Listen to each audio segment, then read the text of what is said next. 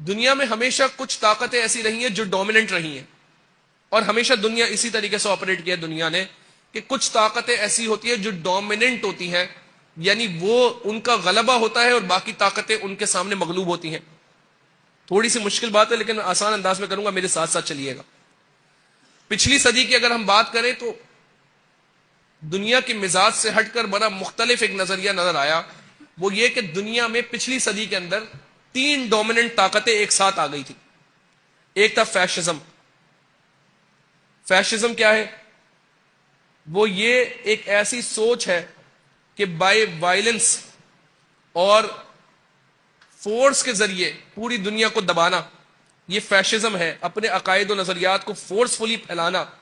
اب اس میں اگر سامنے والے کو ختم کرنا پڑے، قتل کرنا پڑے، سامنے والے کو مارنا پڑے، نسل کشی کرنی پڑے، تو یہ فیشزم ہے، جس کی ایک بڑی مثال ہٹلر ہے۔ ہٹلر جو ہے وہ فیشسٹ تھا، تو ایک دور ان کا رہا۔ ساتھ ساتھ ہی کمیونزم بھی، وہ بھی دنیا میں ایک عالمی اور ڈومیننٹ طاقت تھی، اور تیسری ڈومیننٹ طاقت جو تھی وہ لبرلزم تھی۔ تو فیشزم، کمیونزم، لبرلزم، یہ میں صرف نام بتا رہا ہوں، پڑھیں آپ خود، اس پر آپ اور تحقیق کریں۔ ہوتا ایسا نہیں ہے کہ 3 طاقتیں ایک وقت پوری دنیا پر چھائی ہوئی ہوں، لیکن ایسا تھا۔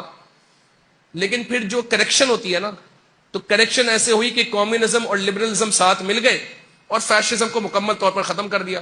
آج کوئی فیشسٹ نہیں ہے، یا اس اتنے بڑے لیول پر فیشزم ہمیں نظر نہیں آتا۔ پھر کیا ہوا؟ جیسے میں نے ذکر کیا کہ ایک طاقت غالب آ ہی جاتی ہے، تو پھر لبرلزم نے کمیونزم کو ختم کر دیا، اور اس وقت عالمی طور پر اگر دیکھا جائے تو پوری دنیا پر جو طاقت غالب آئی ہوئی ہے وہ لبرلزم ہے۔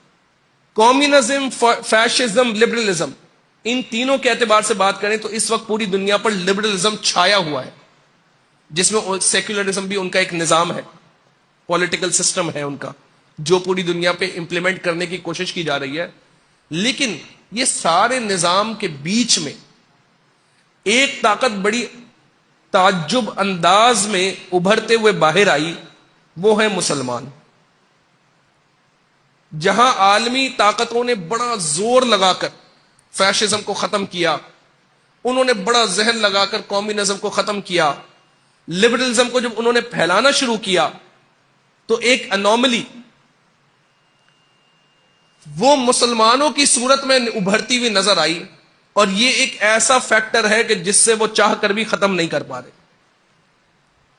یعنی جہاں ان کے سیکولر ویلیوز ہیں، جہاں ان کی لبرل ویلیوز ہیں، اور سیکولر لبرل ویلیوز کو کس طرح سمجھیں گے؟ آسان انداز میں سمجھ لیں، جو چیز لوگ پسند کریں بس وہی، جو نظام لوگ پسند کریں بس وہی۔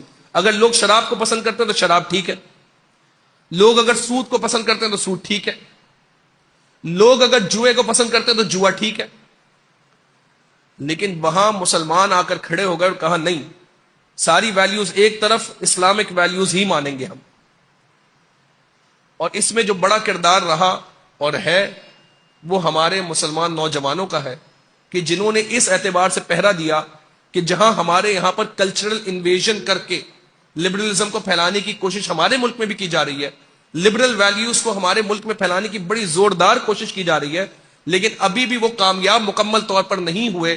اس کی وجہ ہی یہ ہے کہ ہمارا انٹلیکچوئل ڈی این اے، مسلمان کے اندر اللہ تعالیٰ نے انٹلیکچوئل ڈی این اے رکھا ہے، گھوم پھر کر اپنے دین، مذہب، قرآن اور نبی کی طرف ہی جاتا ہے۔